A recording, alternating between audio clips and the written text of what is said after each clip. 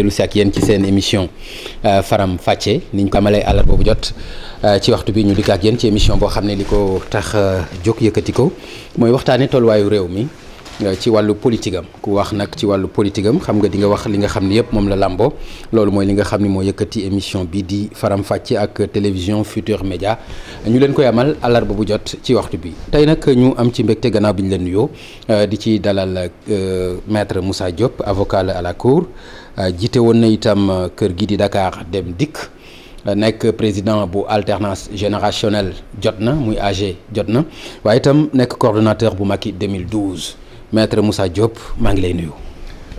Pape maa ngi lay nuyu di nuyu sénégalais yëpp di dund Sénégal di vivre également à l'étranger à diaspora di nuyu monde bi yëpp di profiter ci occasion bi également di jaale ñi nga xam ni jóge nañ fi. surtout dans des circonstances un peu difficiles. ci mbas mi mais également dans d'autres circonstances de la vie quotidienne. parce que dès que l'enfant est né nee nañu il est déjà assez vieux pour mourir. donc di jaale ñëpp di masu ñëpp. di ñaan yàlla waxtaan bi.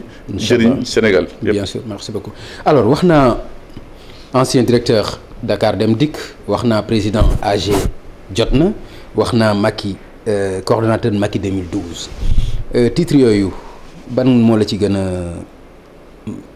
soxal trop. c'est difficile def le choix mais deux choses. ñaar yoo xam ni benn bi.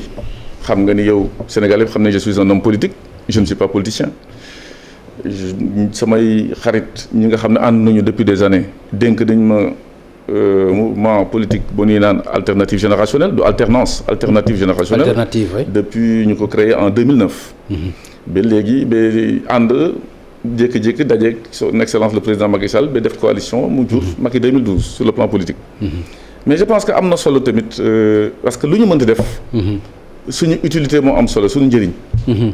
njëriñ ci liggéey la. am utilité.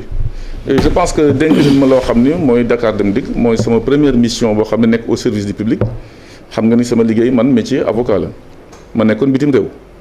parce que uniquement doomu réew mi également bu ñu demee ba jàng en France aujourd'hui il faut que ñëpp xam ko Sénégal mënuñu dellu seen réew tey établir fi te loolu c'est un problème boo xam ni. État du Sénégal war na ko régler. moo tax ma nekk France di fa liggéey mais sama xel yëpp nekk ci Sénégal parce que Sénégal moo ma ñor.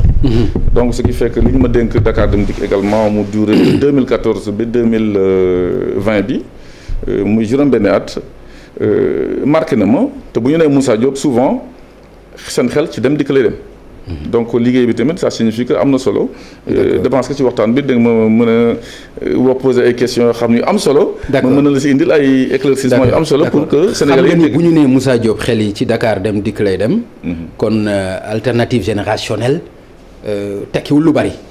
non du question tekkiwul lu bari lu buy tekki am na solo parce que je pense que sénégalais yi may dégg xam nañ ni kan mooy Moussa Diop sur le plan politique te loolu alternative générationnelle moo ma ko jox.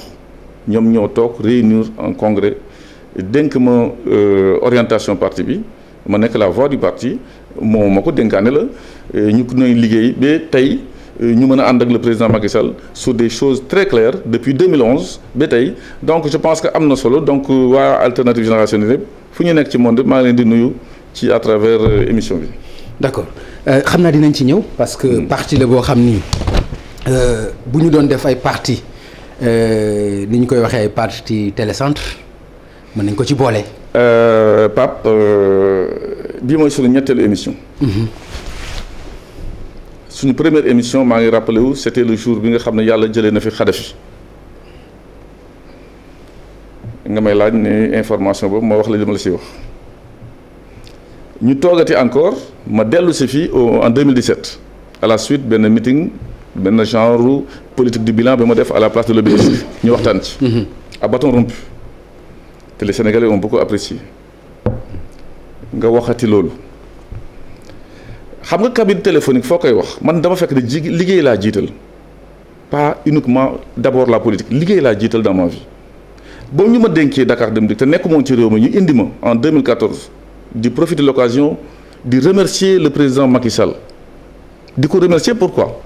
parce que daf ma wóolu parmi 15 millions de Sénégalais dénk ma Dakar Dem Dikk dénkaane fekk ku ma may nelaw mu jox ma ko dama ànd ak moom liggéey ba def de sorte mu toog fu mu toog mu am xel ne bon xaaral ma dénk ko li seen ndax dana fa def dara. pourquoi question bi ma laaj nga bëgg ko daw.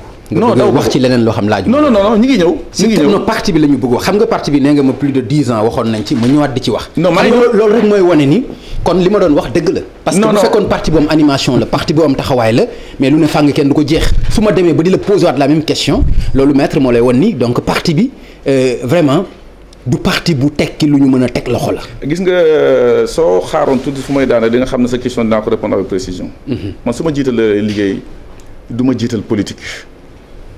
pendant 6 ans juróom-benn at. ah d'accord maa ngi nekk ci liggéey bi. ah d'accord. yaa ngi may dégg dama lay wax. waaw mais deuxième chose. est-ce que xam nga loolu aveu la parce que lu tax mu nekk aveu mooy.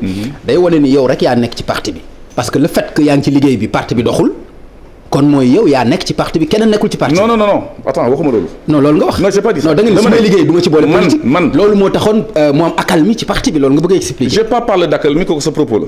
ok Sénégal ñu ngi déglu man j'ai pas parlé d'accalmie. ñu ngi liggéey sans faire de bruit parce que ñun AG jot na dafa am lu ci topp te defe naa ne loolu waroon nga ko xam depuis longtemps mooy la politique autrement ñun le bruit ne nous intéresse pas le résultat moo ñu intéressé. te dañu nekk ci coalition di liggéey ñu dénk ñu dara ñu nekk au service du public ba léegi aujourd'hui en 2014 ba may ñëw Sénégal man nekkuma fi woon ba may ñëw Sénégal les élections locales c'était déjà passé mënuma woon dugg ci élection mënuñu woon dugg ci élection samay quelques éléments dugg nañ ci ay coalition parce que maa leen autorisé woon ainsi que le parti mais à partir de maintenant où ñibbi si naa Sénégal je pense que vous nous jugerez sur pièce. d'accord Macky 2012 yaa ngi revendiquer toujours coordonnateur bi.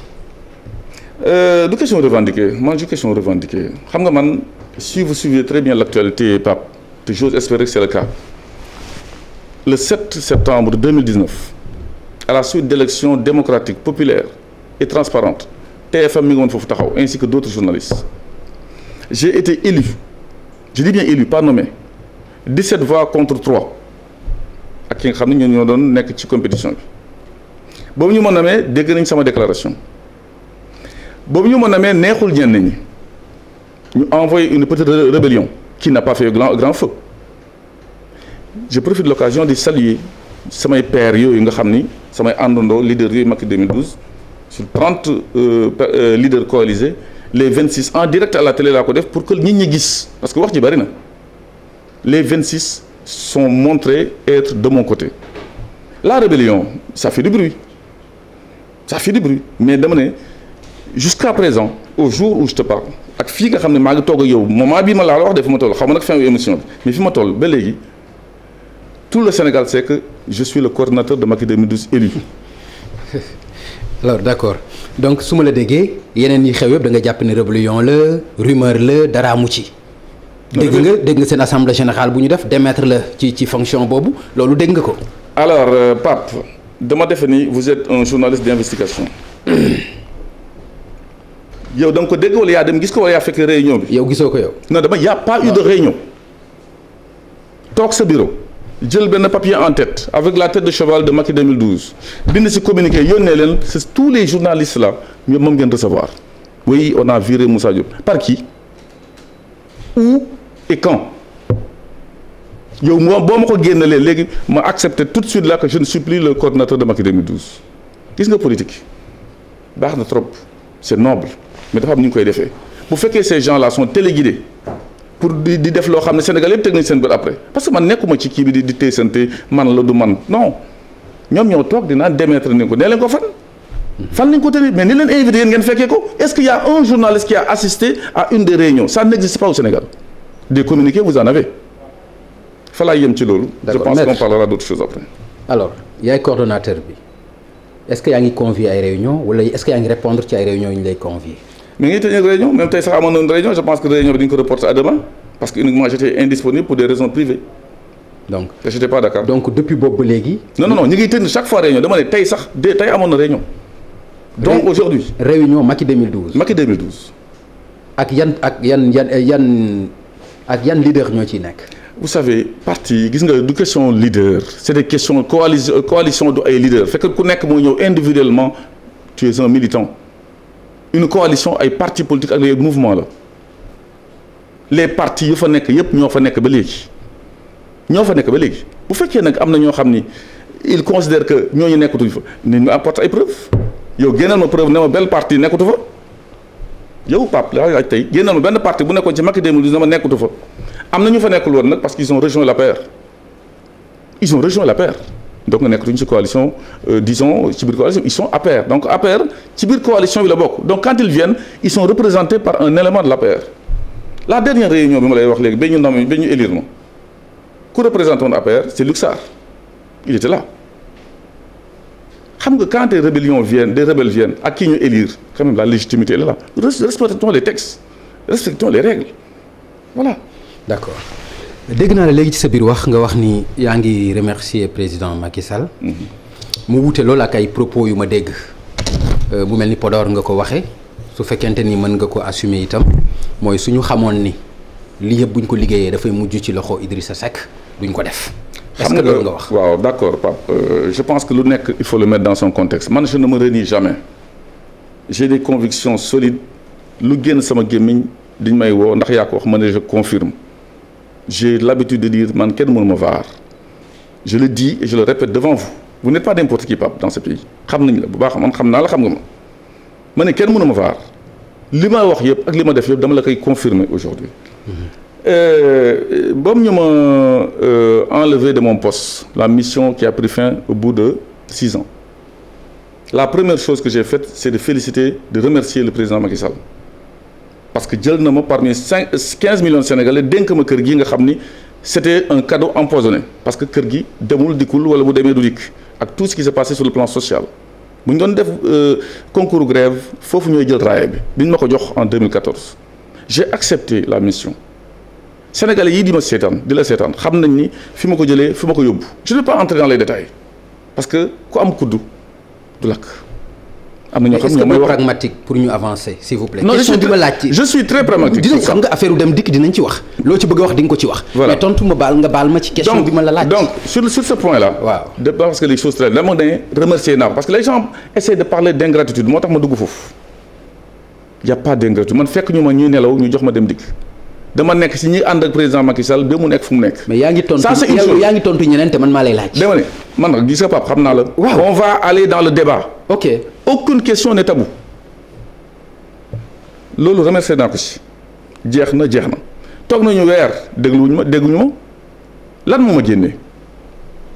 ma génne gouvernement bi ma gis boo xam ni c'est tellement politicien et Sénégal yëpp kenn d'accord ci je dis bien Sénégal yëpp kenn d'accord ci y compris dans la mouvance présidentielle ku wax nag ñu dàq la man j'ai sacrifié mon poste par nekk ci dëgg lu fekkee ne loolu la ñuy considérer c'est un manque de respect ou bien manque de considération au président de la République nga revendiquer ko ñu avancer ci parce que mais c'est revendiqué non attends c'est revendiqué voilà, man maa ne à Podor voilà. Ça s'appelle la déclaration de Podor pour être plus clair si je savais en 2019 su ma xamoon en 2019 que président Macky Sall lii ñu yalwaani woon yëpp jox ko pour mu nekk président ba ma risqué ci sama vie ak sama famille à Touba te je ne touchais pas la confrérie je touchais les électeurs di ko jël di ko jox Idriss Seck c'est fausser le suffrage je n'aurais pas décidé de le soutenir en 2019 kooku maa ko wax je le confirme. waaw maître est-ce que loolu reconnaissance la yow yaa wax léegi ni 2014 lañ la jox Dakar Dem Dikk. ba 2020 muy juróom-benni at yàlla nga nekk ko directeur général. est-ce que loolu keneen waru ko woon wax ku dul yow. sa question 2 réponses la indi yu rapide. est-ce que loolu keneen waru ko woon wax ku dul yow. ma wax la 2 réponses la indi laa indi. est-ce que loolu ñi wax ingratitude amuñu dëgg. soo dégloo di nga dégg de j'ai dit sa question mérite 2 réponses man je ne méritais pas ce poste boobu ñu ma koy jox li ma fekk may nelaw rek ñu ma jox ma cadeau man ñi gën a xeex pour que Macky Sall toog foofu en 2012 j'en fais partie. mais maître loo ci def. non est-ce que da nga ci def lu kenn deful non yow gis nga dama ne. non est-ce que da nga ci def lu kenn deful écoutez Pape nga ñëw di poser question man maay répondre soo bëggee yàq sa émission nga yàq ko mais man maay répondre vous ne répondez pas à ma place kenn gënuma mérité fu président Macky Sall toog man ak ñeneen ñun ñëpp mérité ni ko. mais gënoo ko mérité kenn. mais mën na nga waxee noonu peut-être je te rejoins peut-être sax mais dama ne li ma liggéey man xam naa ko avec d'autres donc quand on dit jox nañ ko Dem Dikk di defa nee na le mot même bombardé Dem Dikk man j'étais candidat en 2012 pour être président de la République du Sénégal fa laa xamante ak président Macky Sall mu dégg ma dans l'émission Grand Jury de Mamadou Ibra Kane mu ne je veux ce monsieur dans ma coalition j'avais tiré haut mais pourtant l'émission là est là déglu l'émission bi Mamadou Ibra qui n'est pas n'importe qui quand même et dans l'émission lu mu wax à vous entendre on a envie d'applaudir parce qu'on pensait que lu ma nekk France fàtte naa Sénégal xaw ma ci dara sama programme c'était précis la ko président Macky Sall dégg ne ma kaay ñu ànd kenn ñëpp mënuñu jiitandoo ma ànd ak moom laajuma ko benn condition ñu pare ma jël samay bagage dellu 2 ans après mu woo ma ne ma kaay ma dénk la lii moo ma jël si bu ñu naan ingratitude ils ne connaissent pas sama jaar-jaar ak moom.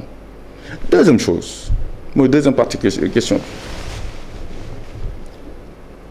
dafa am Hampâté Bâ lu mu wax quand on n'est pas d'accord on dit non on ne se morfond pas dans des groupes WhatsApp fermés quand on n'est pas d'accord on dit non vous y mettez les formes mais vous dites non le fait de dire que je ne suis pas d'accord avec ce qui se passe là avec Idriss Seck nga xam ne lu mu waxul bés bu nekk il est tiré sur le président Macky Sall notre candidat. mais da nga fàtte ni Idrissa Seck.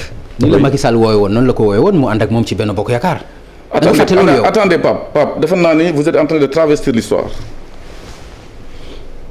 les 26% yi tax ba président Macky Sall dem nekk en face du président Abdoulaye Wade y avait Idriss Seck c'était nous les petits poussés yi nga doon wax nous les petits poussés ñun ñoo pousse yóbbu Macky Sall ba mu mën a affronter Abdoulaye Wade au deuxième tour y avait Idriss Seck. Qui traitait le président Macky Sall de traître de M23? C'était nous. Qui le traitait d'incompétent? C'était nous.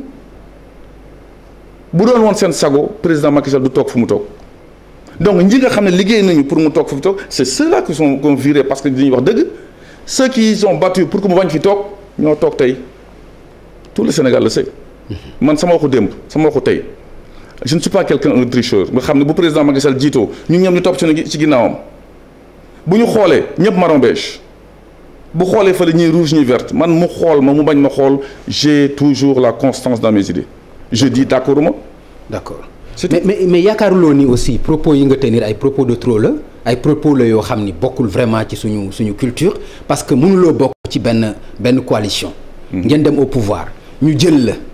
dénk la ci cër nga def ci juróom-benni at bu ñuy xool ñi nga xam ne def nañ juróom-benni at ci seen place fii ci Sénégal depuis que Macky Sall est là dañ koy compter yow nga bokk ci ñooñu. est-ce que xam nga ne je suis comptable de tout ce qui a été fait man je ne suis pas là pour remettre en cause ce qui est je suis comptable parce que j'étais dedans même si je ne suis pas coupable dans certains secteurs qui ne me sont boo xam ne kenn dénku ba ko mais moi je suis aussi responsable et coupable ñun ñoo ne président Macky Sall fal leen ko même bu ñu ma jëlul woon je suis comptable parce que ku ma ko romb daf may naan mais seen waa ji mais je suis comptable mais gis nga àndandoo ni ñuy waxante dëgg quand ça ne va pas il faut le dire et non de tricher avec le boss.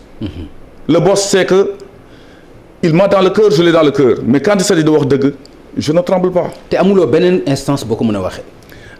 Super question là cette question bi ça m'intéresse parce que ça permet aux Sénégalais de mieux comprendre depuis que je suis avec le président Macky Sall mi ngi may déglu parce que cette émission est très attendue Pape depuis que je suis avec le président Macky Sall quand vous l'aurez devant vous dites-lui s'il a reçu Moussa Diop sur le plan politique une seule fois officiellement ba may indi samay responsable samay militants yëpp taxaw bu ñu nee Moussa mu ne non kooku il me pose pas de problème il est tellement loyal intègre ça ne pose pas de problème je règle d'autres difficultés je comprenais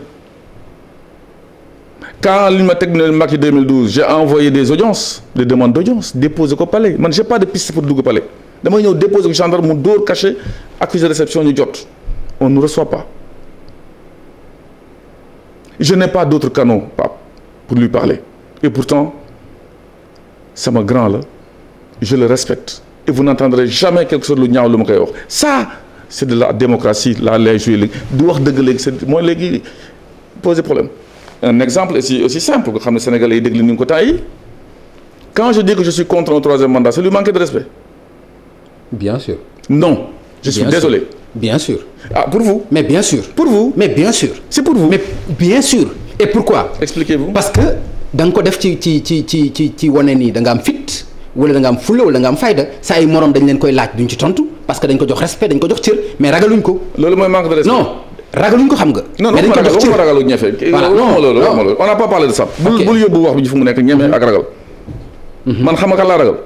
yàlla et son prophète. point barre à la ligne.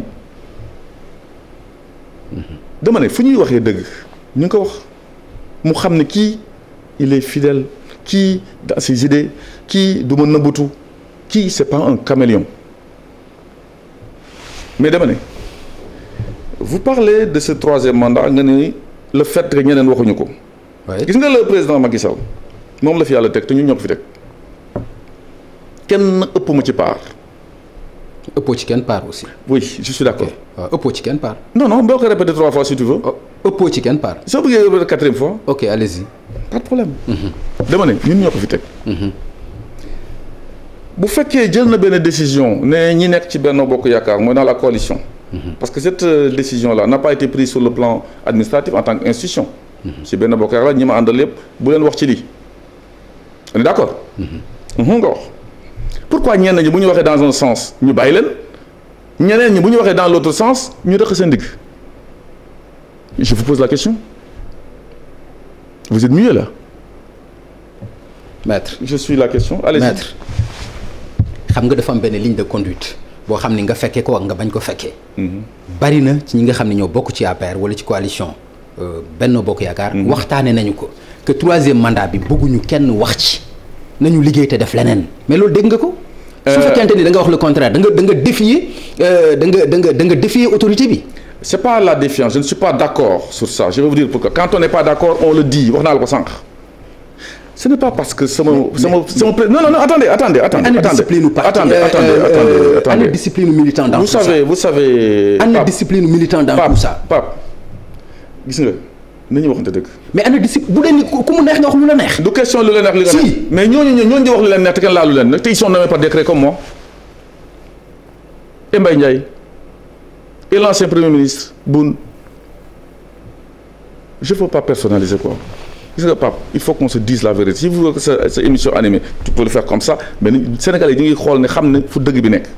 c'est pas de la défiance. moi la question m'a été posée dans le contexte africain de la CEDEAO c'était la question du Mali. c'était le 24 août dernier. loo xalaat ci ñii di tripatouiller seen constitution pour se représenter une 3e fois je dis que c'est un candidat constitutionnel et ça concerne le président Macky Sall est-ce qu'il a tripatouillé la constitution pour pouvoir se représenter ça ne le concerne pas. ñu ni ma est-ce qu'il est à son 2e mandat ma ni oui loolu je n'ai fait que répéter lu ma imam bi wax moom moo ne il est à son 2e mandat j'ai les vidéos vous les avez c'est devenu une infraction de répéter lu ci imam bi wax.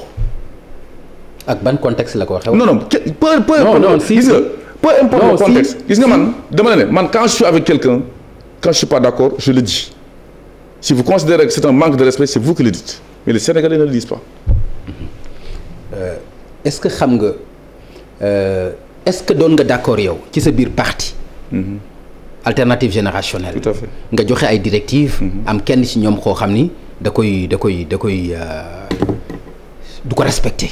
mais ñun man suñu parti bi est-ce que boo soo déggul bruit bu bari c'est parce que la démocratie moo fa am parti bi moo ko dañ ma ko dénk ci l'avais dit tout mais xamoo sens bi. démocratie kay fu mu bari bruit bi bari. dama ne. démocratie kay c'est le contraire. mais gis nga on n'est pas encore. fu dictature am kay moo doon am bruit. non fu dictature am nekk du am bruit bu la bos xoolee nga sëgg da ngay xam li lay xaar xam nga Corée du Nord la jarul mu lay wax bu la xoolee nga xam lépp dëgg la. d'accord mais nous sommes dans un pays démocratique. nous sommes dans une association qu'on appelle coalition démocratique.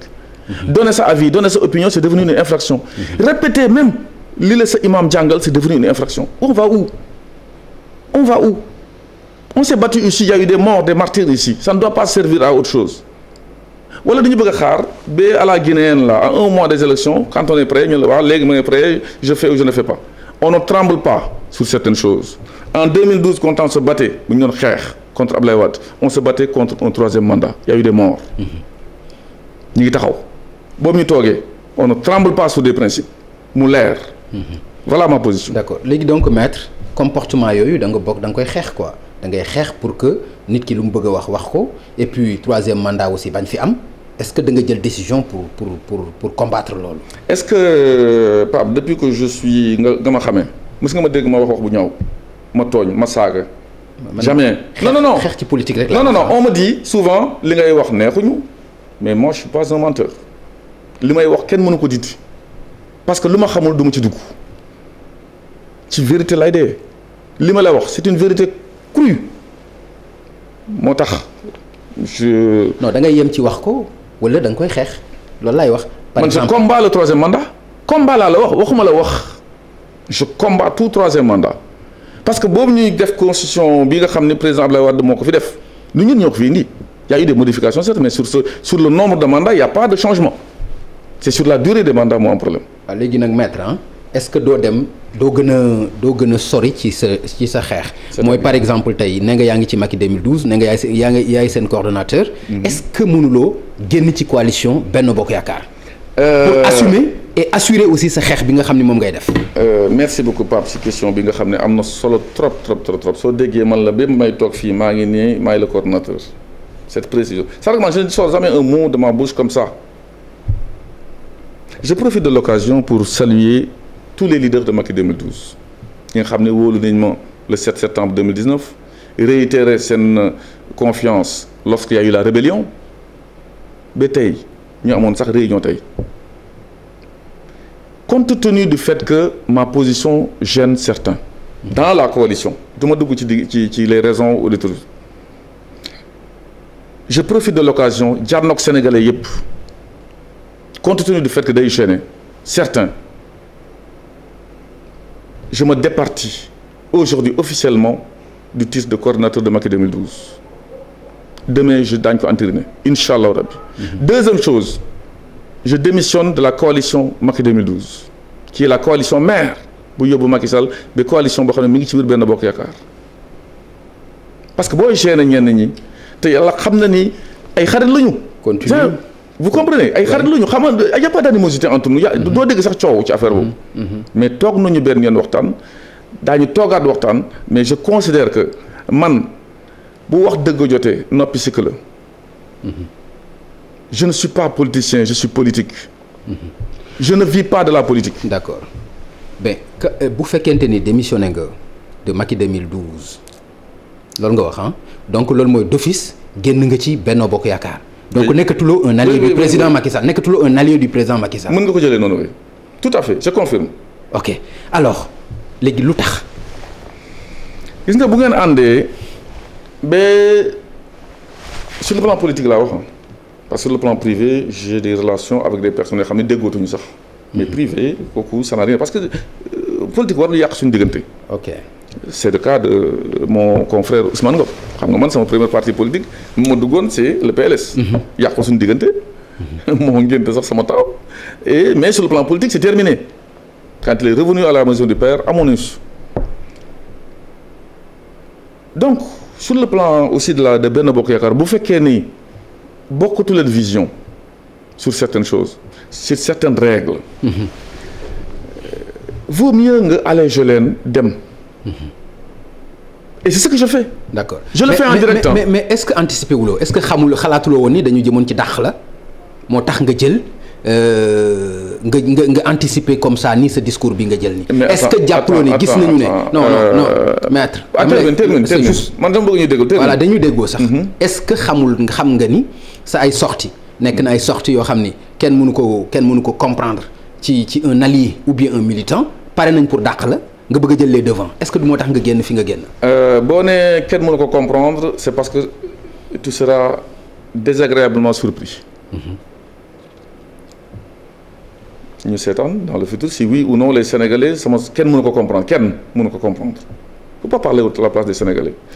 mais da nga koy def souvent. boobu non dama ne xam nañ li ma def da ngay wax. non dama ne boo mënee wax au nom des Sénégalais. papa man aussi Pape dama ne. man moom ma Sénégalais yi moom moo Sénégalais yi kenn moomu leen. bul naan kenn mënu ko comprendre ay ñu ko comprendre bari et ça da nga ci teg sa bët. weddi gis bokku ci. mais dañ la doon dàq moo tax nga bëgg nga jël les devants. yow boo jëlee les devants toog ba ñu dàq la ñu ne yooyu da nga doon victimiser wu ñu dàq la boo jógee avant ñu lay dàq nga ne nga wax mais qu'est-ce que vous voulez. je prends mes responsabilités avec mes amis de Macky 2012 qui me regardent pour ne pas les gêner je préfère leur rendre ça ñu continuer avec leur principe tàccu Macky Sall moi je préfère dire à Macky Sall mon président de la République la vérité. d'accord donc su ma la comprendre une fois que génn nga foofu donc da ngay dem dans l'opposition. Non, c'est pas évident. Vous allez voir. Non, mais attends. Non. déglu ma. Attends, il faut que aussi ñu comprendre bu fekkente ni da ngay wax te li nga wax aussi mu nekk dëgg ci yow. que looy wax dëgg la dama bëgg nga wax ma ban position ngay jël bu fekkente ni génn nga ci mouvance bi mais automatiquement da ngay dem dans l'opposition. Mais pourquoi vous voulez penser que moi je suis un cavalier seul? su ma jëloon décision fii léegi alors que maa ngi discuter ak ñu bari. C'est leur couper l'herbe sur le pied, ce ne sera plus de la démocratie. Da nga jël en tant que peut-être tête du mouvement nga jël décision boo xam ne qui n'engage que toi. Je suis en pourparlers avec beaucoup de gens. Mais décision yi nga jël. non xaaral ma de Macky 2012 et autres. ban bi nga génn léegi. est-ce que xam nga bëgg décision bu ma jël xam nga ñan laa ko discuter avec mon parti. Et ça ne concerne que mon parti. Discuter nañu on l'a arrêté je l'officialise. su ma naree dem benn sens ak ñeneen il faut ñu toog waxtaan ci et ça dans un futur proche vous le saurez loo yàkkamti. li nga def nii est-ce que du affront boo xam ni da nga ko lancer président parce que toog par taxaw ci expliquer que pare naa génn naa ci parti ci lépp lu ma ko doon jàppale est-ce que affront la boo xam ni pare nga pour gën ko est-ce que pare nga pour affront bi nga xam ni jël nga ko assumer ko. Je l'assume entièrement. Je vais vous dire une seule chose pour ça. Parce que l'histoire là, il faut savoir que ma position aujourd'hui bii ma tenir nii.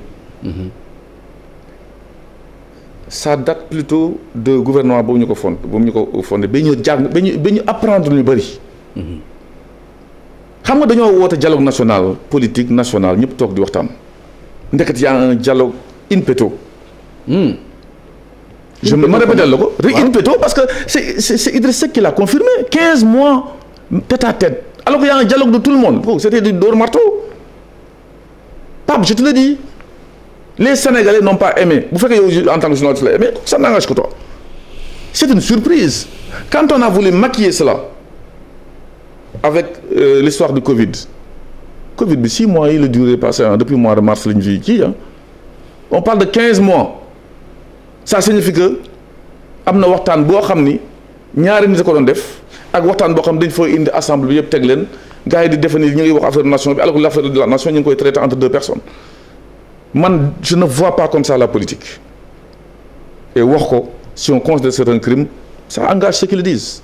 D'accord léegi mais dafa am loo xam ni assumé wuloo ko te dafa am solo parce que propos yi aussi mën nañ ko yow li ngay wax duñ ko dégg sax ci les opposants kon mënuloo assumer rek nga ni bon génn naa ci moom damay jàkkaarloo ak moom. Pape xam nga yàgg nga ñëw di presser ces gens yi fii man on ne me presse pas je ne me précipite pas je me presse lentement et sûrement et je suis un démocrate je l'ai dit tout le monde le sait bu ma waxtaan ak ñi ma war a waxtaan ba pare vous aurez ma position.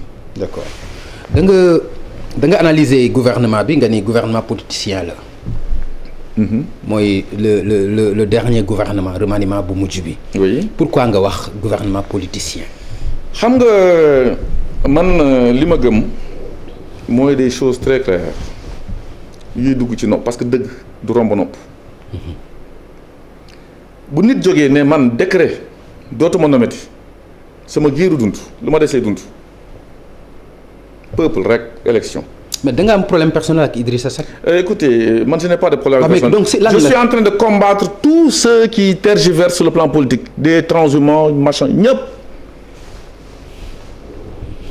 la alors c'est pas une question de personne ñu bëri ils savent pertinemment quand je parle mon franc-parler ne date pas d'aujourd'hui Pape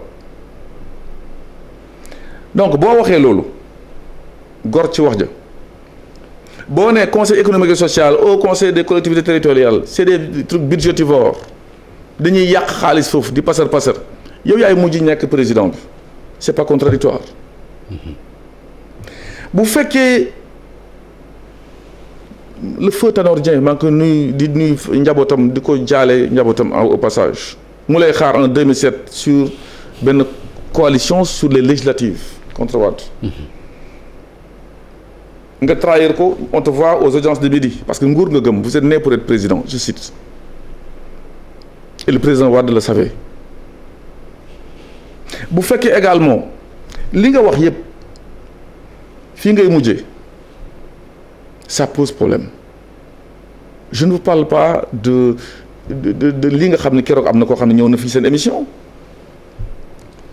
je pense que si benn seen émission la parce que Aïssata Diop Fall Aïssata kii fa la Diop Fall la nekkoon génne ay chèques yu Idrissa Seck signé rappeler l'histoire de ces chèques ne président Abdoulaye Wade moo ne dama ko dénkoon xaalis Sénégal mu jël ko yóbbu ko moom mu tontu ne oui c'est vrai mais dama koy dencal Sénégal ba moment venu ma delloo ko Sénégal est-ce que delloo na ko ba léegi je vous demande je ne l'ai pas vu moom il faut qu'on soit sérieux d'accord man loolu laa gëm d'accord léegi maître bu fekkente ni génn nga ci coalition bi mbaa aussi di nga mën a wax ni sa gestion ci Dakar Dem Dikk lépp jaar na yoon parce que loolu aussi c'est important mënoo nekk ci benn bateau ñu jékki-jékki nga ne génn nga ci alors que am na lu ñu la ci dénkoon 6 ans ni nga ko yore woon c'est important je pense tout à fait est-ce que loolu aussi jàpp nga ni war nga ko mën a dans l'avenir war nga ko mën a leeral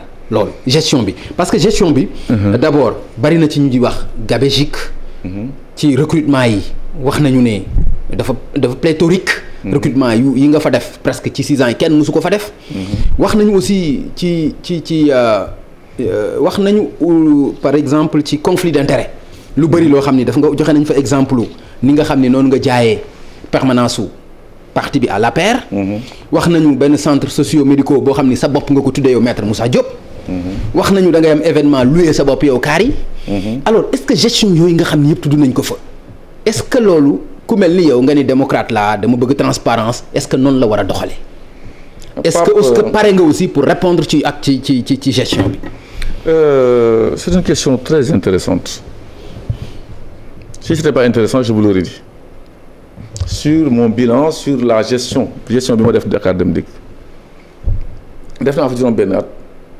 juróom-benn at yoo xam ne y a aucun corps d'État qui m'a épinglé c'est important parce que nekk ci mbedd bi di naan way dégg nga waa ji. non pas pour l'instant non dama ne. épinglé guñu la. dama ne. waaw mais épinglé guñu la. écoute Pape mais aussi dama lay wax. xam nga tamit avocat nga jàkkaarloo. mais épinglé guñu la aussi. dama ne am na ay rapports yu génnagul aussi. dama ne un rapport il est toujours contradictoire. ok. mais non un rapport est contradictoire loolu xam nañ ko mais dama ne non da nga ni benn rapport épinglé gu la ma ni la am na ay rapports yoo xam ne génnagul. yow nga bëgg ma wax ni ma am na rapport yoo xam ne joxaguñ ma ko pour ma. parce que xam nga ba mu ngay poser sa question interrompre la. ok d'accord. merci dama ne aucun corps de contrôle de l'État ne m'a épinglé. ok muy IGE muy OFNAC muy ARMP. muy Cour des comptes. ok ñoom ñëpp jox nañ seen rapport yëpp ba 2019 bi jox nañ ko. benn épingle wuñ moom parce que man li ma fa nekk Dakar Dem Dikk ci en droit man daal la wax naa la en droit tu fais ce que la loi dit mën na bañ neex nit. mais éthique nag. ma yi jël ci benn. éthique par exemple benn centre socio boo xam ni médical ñu ne nga ni maître Moussa Diop. est-ce que xam nga ne tu es mal informé encore. mais wax ma lu tax. mais loolu dama ko gis nga ne mal informé. déglu da nga cité ay cas maa ngi ci benn cas boo xam ne sur les corps de contrôle. attends. deuxième cas ça concerne la cession foncière bi nga xam ni nga ni APR. oui. y a eu 3 lots. APR dafa jënd comme ñëpp. comme les Chinois et autres. comme les Chinois comme Diamond Bank. ok je suis venu avec les documents xamoon naa ne da nga ci ñëw. loolu rek laa indi nag documents yi loolu rek laa indi parce que xam naa ni ça vous intéresse. jusqu'à présent non ça vous intéresse. non ça vous intéresse ça n'intéresse personne xam nga tax ça n'intéresse personne. ok d'accord. je vais vous dire pourquoi. ok. est-ce que tu as vu quelqu'un qui est parti au tribunal sur cette affaire-là contre moi. oui je te pose la question. bu fekkee ne ñenn ñi ça les intéresse que c'est considère que y a une illégalité ils n'ont pas allé au tribunal m'attaquer personne l'a fait jusqu'à présent kenn moo si doon càmbar c'est l'autre Diaz maa ko yóbbu tribunal du moom ma yóbbu tribunal gis nga man la légalité droit kenn jàng kenn waxuma maa fi mën de mais dama ne kenn du ma ko jàngal je respecte les textes mu neexul ñenn ñi c'est une question mais légalement j'ai fait ce que la loi dit wax ma session bi lu ci am ak APR. lu ci am c'est très simple ça c'est un acte notarié xam nga am na ko doon wax di naan y a pas d'acte notarié ban notaire ça c'est un acte notarié. deuxième chose quand il y a vente il y a accord sur le prix et sur la chose loolu mooy vente en droit sur le prix. Ça c'est le chèque. dama lay war rek dama lay génne lépp wane ni parce que les gens disaient oui kenn fayu ko gars yi dañu ko jël gratuitement ça c'est un chèque de banque. chèque de banque bu njëkk bi ñëw mi ngi nii déposé dans un compte de la société la banque dit oui nous l'avons reçu.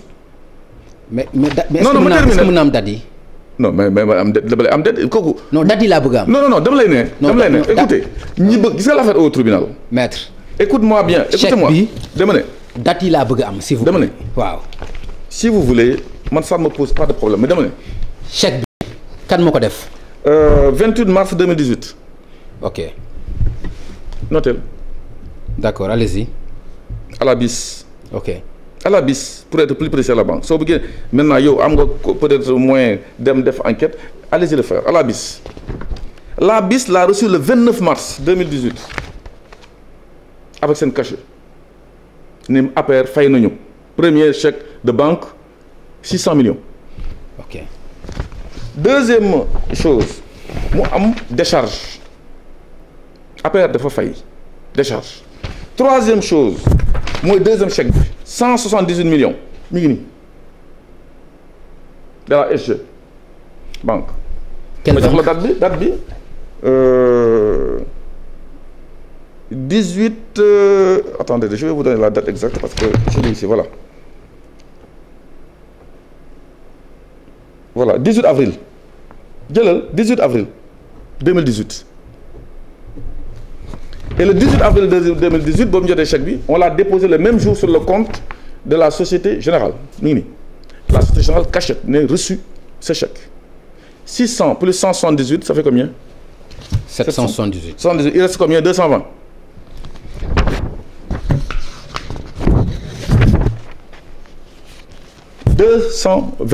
Pour être plus précis c'est pas 220 c'est 222. 222 millions déposés à la banque et à la banque islamique aussi dans le compte de la société ça fait 1 milliard ce prix là de 1 milliard bu ñu ko jaayee. mais grand excuse-moi DG c'est-à-dire kan moo def chèque bi. je dis bien Pape. non da ngay dem ci transparence non dama ci dul dugg c'est sur ce débat là dama la ne. mais l'APR a payé point. mais qui a payé au compte ci compte APR kan la. l'APR a payé. et ça damay profiter de l'occasion pour féliciter. Dakar Dem Dikk moo fay kon. fay kan. non ça c'est non loolu moo am. mais non attends je vous ai dit maître. non won nga ma chèque bi. je ne vais pas vous écouter cette fois-ci. pourquoi nga non je ne veux pas vous écouter cette fois-ci parce que. j'ai été clair j'ai dit l'APR a payé. mais. nga ne Dakar Dem Dikk a payé. kan moo ko fi wax c'est vous qui dites n'importe quoi aussi. mais wax ma kan moo fay. j'ai dit l'APR a payé. wax ma kan moo fay. l'APR au nom de l'APR. l'APR. mais jox ma chèque bi. j'ai pas besoin de vous donner ça. si vous voulez non maître. dama ne. non si vous voulez mais pourquoi nga indi woon chèque bi kon pourquoi nga indi ko. écoutez man ñëw ma sax pour justifier devant vous. ok parce que je parle aux Sénégalais. mais booy wax ak ñoom est-ce que xam nga li nga leen wax dafa war a leer. dama ne ñoom xam nañ ni si personne n'a attaqué Moussa Diop mais est-ce que xam nga boo ma joxee chèque bi mu gën a leer ci ñoom. mais écoutez mi ngi leer na ci ñëpp. non chèque bi boo ma ko joxee. cette affaire-là est devant. waaw la justice pour quelqu'un qui a parlé. ba mu waxee. l'APR a payé. non attendez ce que j'ai dit yow ngay naan Dem Dikk a payé non li ma wax Sénégalais yi dégg nañu ko l'APR a payé son terrain Diamond Bank a payé son terrain les Chinois ont payé le terrain oui c'est problème. d'accord alors léegi ñu jàpp ni nanguwuloo ma wax kan moo fay au nom de l'APR. j'ai pas besoin de vous le dire ku ñemee na ma yóbbu tribunal moo xam kan moo fay déggoo ma de. waaw mais kon ku mu neex mën nga jàpp ni Dakar Dem Dikk moo fay. si vous voulez. d'accord. alors Dakar Dem naka lay. non attendez Pape il faut qu'on soit le juriste sur ce plateau c'est moi c'est pas vous êtes journaliste vous voulez creuser vous voulez investiguer c'est votre droit dama ne je suis clair l'APR a payé son terrain comme Diamond et tout le monde et personne n'a attaqué aujourd'hui Moussa Diop sur ça si vous voulez jouer à ce jeu de ça ne marche pas avec moi ku ñeme na ma attaqué. non c'est tout yow bu fekkee ñeme nga yow yaa war a continuer li ngay def soo génnee chèque yi kay. et puis c'est pour transparence. et puis dama ne et puis fii kenn mënu fi génn su kayit yi ba mu fi génn te émission bi du jeex je vais les lire ci du jeex le prix là c'est pas moi qui l'ai fixé c'est quelqu'un d'assermenté moo jóg ñu indi ko ne ko xoolal prix bi ñaata la war a jar pour tout le monde mun tudd APR mu tudd ma Samba ma Demba l'APR a acheté comme tout le monde et c'est la première fois qu'un parti politique au pouvoir achète. L'expertise est là, disant très clairement le prix du mètre carré à 500 000 francs en bleu. 500 000 francs sur 2000 mètres carrés, ça fait 1 milliard. Ils l'ont payé. Arrêtez d'attaquer l'APR sur ça. Ñi fi nekkoon dañu doon dagg ci zone bi di defar seen permanence. Ils l'ont quand même acheté. da ngeen waroon wax yuppi mais nekk fii di douter sur des choses claires des chèques de banque ku ñemeen du ci mbedd li ñuy xul man dama xuloo mbedd fii je suis venu pour éclairer la lanterne des Sénégalais te d'ailleurs éclairer woon na nit ñi di coow yëpp nañu dem saisir gis nga loolu mooy civilisation juridique dans une démocratie mais naan ne nañ ko xëpp ndoxu jën bi nañuy wax nii na supposé mais les gens bavardent mais boo leen yóbbee ci tribunal ñuy baalu kii nga xam ni moo def erreur sax ba def waxam boobu le maire de Mermoz Sacré-Cœur dafa ne ça ne prend pas beaucoup de temps pour porter plainte Moussa Diop bu sañoon na porter plainte contre moi li ma wax il ne le fera pas je lui ai mis une plainte une citation directe mu daw première audience demande renvoi boo saagee nit wax diffamation war nga nekk prêt aussi dem wuy ji deuxième fois mu demande renvoi troisième fois renvoi le magistrat a dit le 24 novembre nga ñëw nga bañ a ñëw l'affaire va se tenir pourtant chaque audience je suis présent la daw ma lii yëpp dama koy yóbbu foofu donc loolu mooy dëgg mais nekk ci mbedd bi di sànnante sur des choses man gëmuma loolu quoi. d'accord il faut que alors ñu maître delloo est-ce que le même prix bi APR jëndee moom la chinois yi jëndee moom la Diamond jëndee. gis nga c'est le même prix je vous sors d'abord aussi jënd bi nga xam ne moom la chinois yi jënd session Chine. Je vois que ça vous intéresse au lieu de parler de les réalisations ñu def Dakar Dem Dikk mi ngi nii avec le reçu bi nga xam ni original le chèque aussi mi ngi nii ils ont acheté 3000 mètres carrés. À combien? Mais à ce prix. Mais à combien? Et je pense le montant que expertise bi lu mu wax loolu la ñu jëndee. waaw mais je l'ai dit 500 000 francs le mètre carré. waaw session bi nga xam ni également Diamond Bank def na ko mi ngi nii. donc ñoom 1 milliard 500 la ñu war a jëndee normalement. Écoutez man je suis très clair dama la ne. waaw mais non clair kay demal ci montant yi. demal mi ngi nii. waaw. troisième session. waaw. Diamond Bank. waaw. L'acte de cession par voie notariée mi ngi nii c'est même pas le même notaire pour vous dire boobu ñu demee ci kii j'ai préféré mettre le papier de la banque wan ni kii ils l'ont versé dans le compte de Dakar Dem Dikk. Ils ont payé comme tout le monde. Alors, il est le problème. Vous avez un problème avec l'APR. Moi, j'ai pas de problème pour ça. J'ai respecté toutes les procédures. Moi, là, Société Anonyme Dakar Dem Dikk, c'est le conseil d'administration qui décide, qui autorise. S'ils autorisent, keneen mënu ci dara. Après les formalités qui viennent, c'est le domaine. Maître. Après l'expertise et aussi le paiement. Maître xam nga li nga wax dégg naa ko 1 milliard la APR jëndee. dëgg la de ba léegi muy chinois yi. ak Diamond dégguma nga wax ma ñaata lañ jëndee. yéen APR moo leen intéressé si je vous renvoie. non ñëpp non ñun lépp ñu intéressé parce que. non mais askan bi la alalu askan bi la ñu dénk la ko su fekkee jaay nga ko waxal nit ñi lan nga ko jaayee.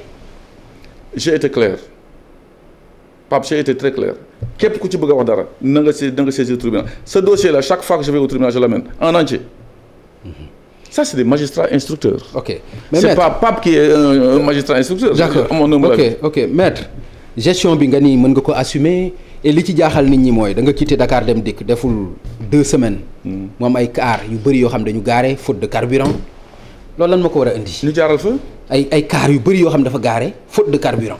alors je ne veux pas du tout entrer sur certaines choses pour ne pas gêner celui qui a pris le relais parce que tamit respect mutuel dafa am je le répète je ne veux pas le gêner mais je vais vous dire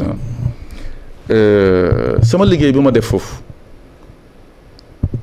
ba mu am ay problème carburant peut-être c'était un marché non c'est un marché qui a eu lieu parce que 3 ans yu nekk il faut renouveler et je profite de l'occasion pour t'informer que s'il y a marché à Dem Dikk man maa ko fi indi marché parce que amul woon marché c'était du gré à gré boobu moo gën a dense da ngay dugg génn ñu jox la sa marché nga dem man ba ma ñëwee 2014 c'est moi qui ai organisé la compétition DAO la de c'est une compétition objective entre des gens et surtout des mastodontes du pétrole qui gagnait woon en 2017 muy la société Total maa signé après que commission bi réunir indépendante nga xam ne ministère yëpp ñu ngi fa ministère des finances mi ngi représenté ministère infrastructure ñu ngi représenté wu ci biir boobu ministre defee cette affaire ñu ne kii moo nekk ci kanam kii moo nekk ci ginnaaw man j'ai regardé et je l'ai entériné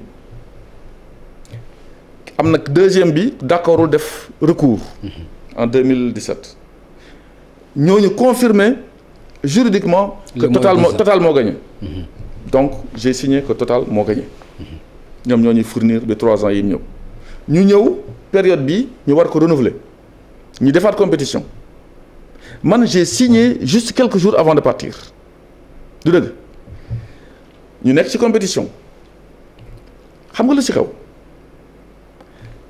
cette fois-ci Total dafa perte bu gagné ma ne moo gagné bu perte ma ne moo perte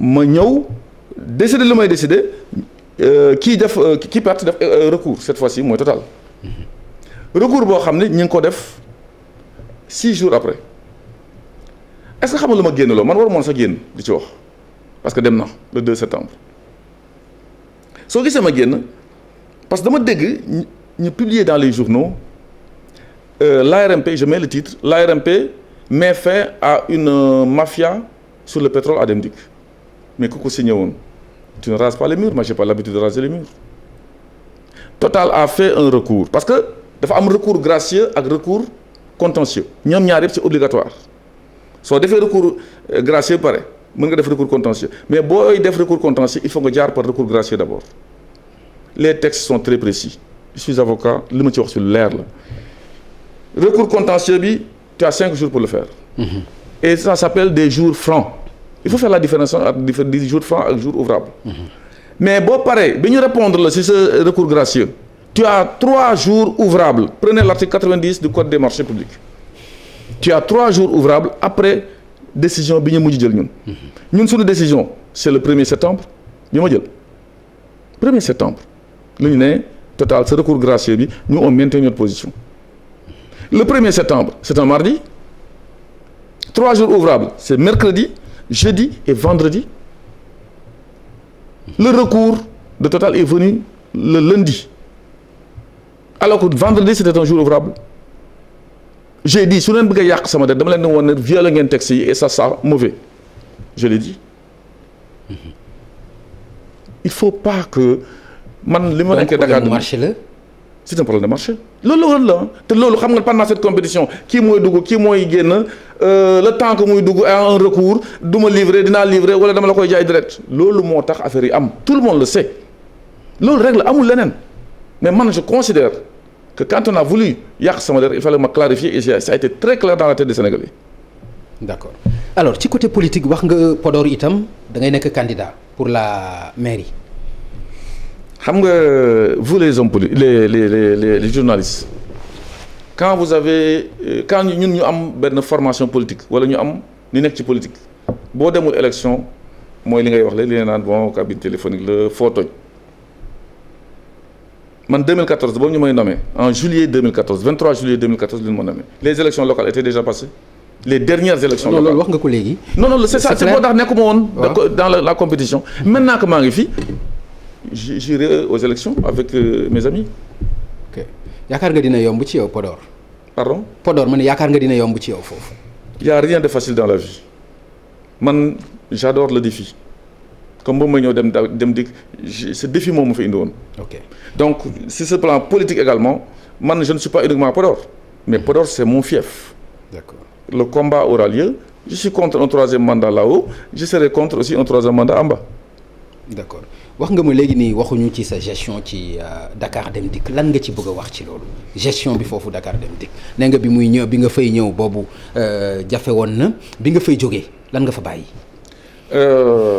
lu ne fàng kenn du ko jeex fekk naa kër gi am na fu mu toll woon ba ma fay jógee am na fu ñu ko yóbbu kooku c'est le Sénégal la ma tax ma lay borom ko am ko du lakk. Les gens parlaient on dit des choses lu ñu gis parce que le meilleur baromètre mooy ñii ngay liggéeyal. ok nga def ci lan. ils ont vu qu'on a quand même étendu le réseau Dakar Dem Dikk Dakar dong côte kese rek la yemoon. jël nañ ko yóbbu ko en dehors de Dakar mooy lan démocratiser le transport Sénégal yemul Dakar ñëpp gis seen bopp. c'est des choses yoo xam ni Pape mais loolu état bi moo def. carrément non attendez yokk quand même ak je vais vous dire une chose dégg naa argument boobu. waaw non mais man waxuma dégg naa argument boobu. ba léegi dégguma nga wax ma loo xam ne da nga ko def. non mais écoute. waaw maa lay déggu. non dégg nga argument man maa ngi wax ngay coupé di naan non état bi ma kan moo la wax ne état bi indiwul matériel bi. mais qui le géré. da nga def ne état bi duñ toog foofu tous les jours ñëw di naan woo fii bu ñu waree def augmentation de salaire wala ñu war a licencier kenn wala ñoom ñoo ko def suñu waree tracer des lignes ñoom ñoo koy def bu ñu waree ubbi ay FESDEM pour Dakar Thiès ñoom ñoo ko décidé bu ñu waree ubbi Sénégal non attendez mais offre bi ñoom dañuy xam ne demande bi lii la mais ñu jël offre bi mu réglé ko. mais je vous dis ce qui s'est passé à Dem Dikk loolu nga ma laaj. waaw dama ne yooyu nit a ko def te c'est la gestion moo ko def.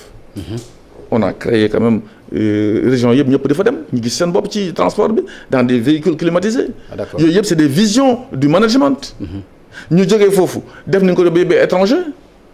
deuxième chose nu mu tudd encore sur le plan social lan moo ci sa cachet laa wax. mais loolu mooy sama cachet. loolu extension de réseau travail bu am dem dikk sur ça bu yàqu woon la kan la ñuy wax kan la. c'est parce que dafa baax moo tax ngay jéem a ternir un peu parce que je comprends ta position noonu nga mel avec tout le monde mais sa diggante ak yàlla rek xam nga ni de 2014 à 2020 yokkute dafa am Dakar Dem Dikk sur le plan social yaa ngi wax léegi recrutement yoo xam ni pléthorique de loolu nga wax. bien sûr. je vais vous dire une chose tey s'il fallait recommencer je le ferais pourquoi dans la lutte contre l'immigration clandestine bi nga gis nii ñi di jël bateau yi di dem man j'ai amené ma pierre à l'édifice j'ai recruté 1200 personnes pour être précis 1200 personnes parce qu'il y a du matériel neuf qui est venu 475 bus 475 bus bu fekkee ne vraiment Pape tu veux savoir Dakar Dem nu muy marché de 6 heures du matin ba 13 heures il y a un receveur et un chauffeur de 13 heures jusqu'à 21 heures il y a un autre receveur et un chauffeur donc il y a 2 receveurs 2 chauffeurs par jour waxuma la les mécaniciens qui sont sédentarisés waxuma la les cadres waxuma la ñii di raxas ak yooyu donc bu leen gisee uniquement la machine de l'extérieur tout tourne nga ne faut venir dans cette maison pour xam comment ça marche j'ai participé à éradiquer le chômage aussi yooyu des décisions maa ko jël su ko contesté je dis tey je n'ai jamais vu autant de marchands ambulants dans les rues je ne vois pas autant je vois également trop de Jakarta dans les rues yoo xam ne dans les villes da nga dem Kaolack dem Thiès da nga dem na comme ay njéeréer mbëkk bi commencé waat man indi naa sama pierre à l'édifice dans le PSE. man dans le PSE. pourquoi yow pourquoi ngay wax man. parce que c'est une décision que j'ai prise. non attends. quand je termine. Okay. Je termine quand je prends la décision de recruter des handicapés yoo xam ne leen ba fàtte woon ci mbedd bi la plupart d'entre eux ils assurent notre sécurité aux frontières soit tëb ci mine wala dara ñëw ñu teg leen fa la ñuy tàllal loxo kenn poussé wu ma pour ma jël leen je l'ai pris et en conseil des ministres le président de la République m'a félicité communiqué du conseil des ministres sur la loi d'orientation sociale je ne le regrette pas les femmes n'étaient pas Dem Dikk je les ai prises des questions de genre donc bu ma ñëwee fekk aussi fajo bi gars yi du ñu fajo j'ai trouvé environ 480 millions yoo xam ni dañ ko yóbboon sax tribunal man dama ñëw jël sama première sortie à Dakar Dem Dikk c'était aller au tribunal ñu condamné Dakar Dem Dikk la continuité du travail oblige j'ai payé bu ñu liggéeyee ba dem retraite personne n'a versé un sou à l'IPRES pas sur 21 ans attention Dem Dikk c'est depuis 20 ans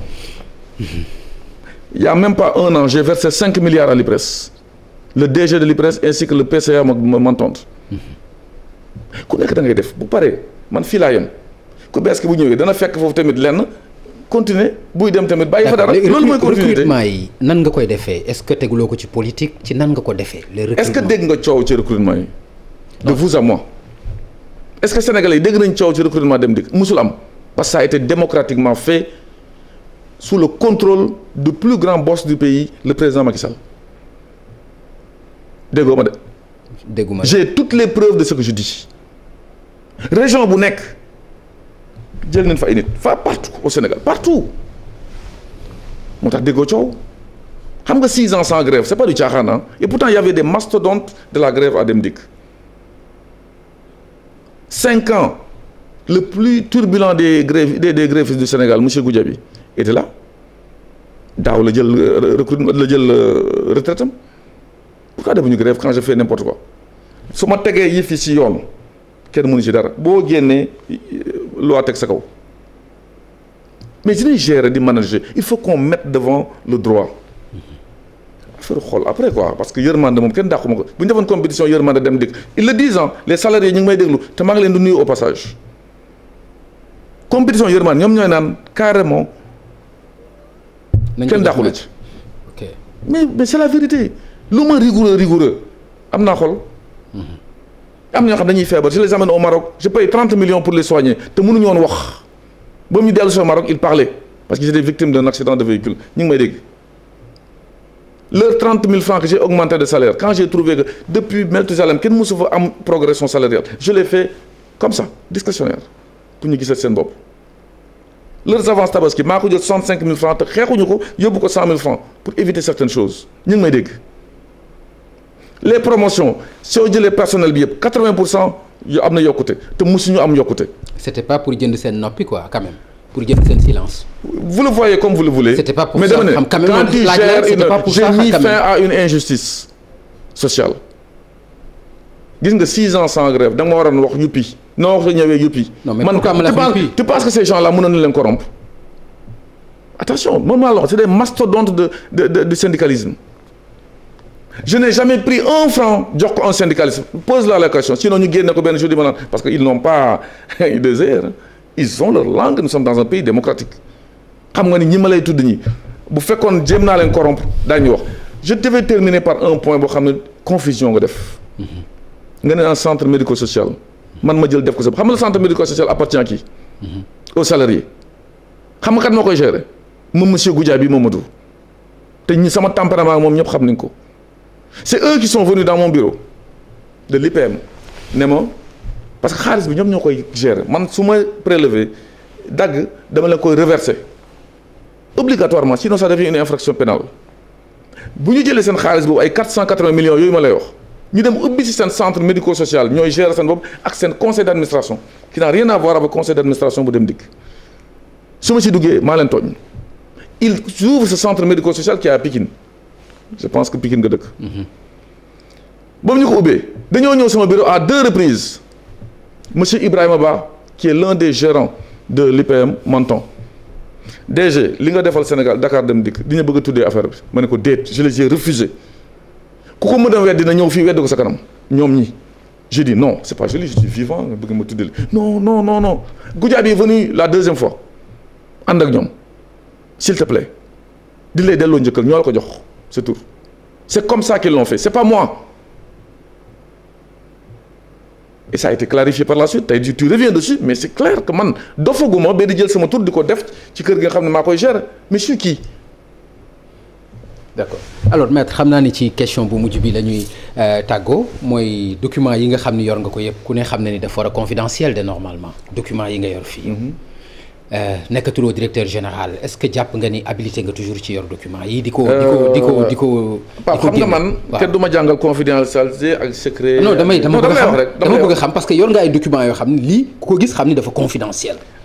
nekkatuloo fa ci kër ga tant que maa ko géré j'ai fait des copies parce que xam nga je te rappelle rek loo xam ni yàggul. ba ma fa jógee ñenn ñi ay nagu sarax yooyu jéem a ñëwoon di yàq sama tur. nagu sarax mooy lan. mooy des gens qui se lèvent ñu yónni leen ñu naan oui Moussa Diop mauvaise gestion moo ko fa jëlee patati patata. décommence woon nga ko dégg. non mais dégg du ma tudd kenn. non attends. non je te dis du ma tudd kenn parce que les Sénégalais ñu ngi seetaan. non. c'est publié. vous êtes de la presse Gaston Mbengue ngay wax. ma ne la tudduma kenn Gaston Mbengue ngay wax. non man ces gens ne méritent pas ma tudd leen. pourquoi. parce que je ne mérite pas. ok donc comme que suivre nga rek c'est bien. il n'est pas le seul ñooñu. ba mu ñu commencé ñu yónni leen ñu ñëw taxaw di naan Moussa Diop mauvaise gestion Moussa Diop nationalité française la am Moussa Diop fi génnee du dellu si mais dama génn photo jox leen dellu si toog ba nga nii toog di xaar tout ce que j'ai fait j'ai le double qui m'attaque verra. ba ci président de la République. dama ne qui m'attaque je me défendrai. ba ci Macky Sall. ba ci Macky Sall. très bien. jeex na. merci beaucoup ça a le mérite d'être clair. ok merci beaucoup. alors maître maa ngi lay gërëm bu baax. ma bàyyi la nga passer message boo xam ni bëgg nga ko passer s'il vous plaît. ñëw fii rek. c'est un plaisir. merci beaucoup jërëjëf. parce que c'est épique. merci. c'est mon tempérament. di gërëm di sant sénégalais yëpp ñu doon déglu.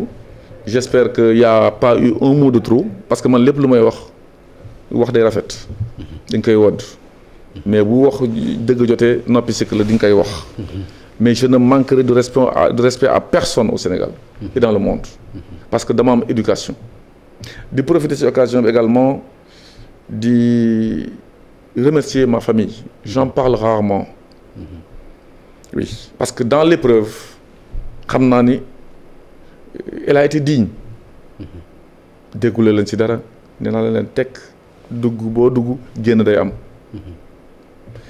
sur le plan politique également pendant que j'étais aux affaires qu'on ne m'entendait pas sur des questions politiques souvent parce que j'étais concentré ci affaire gestion mais boobu ma paree sama mission ci pays démocratique la ñu nekk ci pays boo xam ne la loi fondamentale permettre nit ki muy wax xalaatam pas de tricher ba def le caméléon ci laa nekk je suis un homme politique damay wax lu ma xalaat du ma saaga du ma fen du ma wax lu ñaaw donc sur ce di inviter toutes les personnes yoo xam ni lii ñuy waxtaan yi yépp naqadi na leen ñu ñëw ñu ànd ci beneen Sénégal parce que beneen Sénégal est possible gis nga big bii nga xam ni mooy rëdd discrétionnaire de Ablaye Wade en 2008 dafa damm avec le président Macky Sall mu dem wuti am soit ñu nommé la soit nga dem aux élections tey man tamit big bii dama doon nommé ñëw na ba 2020 damm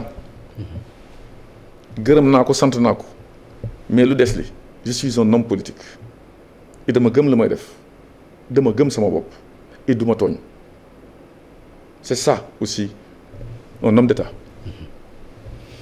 merci beaucoup man aussi ma gërëm la yaakaar naa ni macha allah satisfaction bi ma am ci émission bi ragal naa ni ñi doon seetaan aussi am nañ ko ci ak lu mën a am laaj yi moom tontu nga ñu ci à cœur ouvert wax dëgg yàlla tontu nga ñu itam même bu fekkente ni tempérament bi. xaw na température bi xaw na yéeg. mais loolu aussi c'est normal. xam nga benn bambara la rek. voilà mu ngoog donc c'est ça en tout cas ñu ngi lay gërëm et c'est plaisir la ñu recevoir la am nañ ci mbégte trop ñu lay encourager itam ci sa courage di la ñaanal yoon bi nga xam ne jël nga ko itam yàlla defal la ci ndam. jërëjëf ñu ngi lay remercier. la terre elle tourne. c'est le soleil qui est figé tey nga nekk ci naaj suba nga nekk ci lëndëm. merci beaucoup jërëjëf mbokk yi mu nekkoon seen émission Faram Facce tey ñu ci doon recevoir maître Moussa Diop nekk avocat à la cour jiite parti bi di alternative générationnelle nekkoon itam directeur général bu Dakar Dem Dikk moom lañ doon recevoir tey li gën a fës nag ci émission bi dégg ngeen ko moom exclusivement wax na ni génn na ci jàppale président Macky Sall loolu la xamle ñu ngi leen di gërëm mbokk yi di leen jox rendez-vous incha allah àllarba ba léegi di ñëw bu ci àllaa ndey jërë ngeen jëf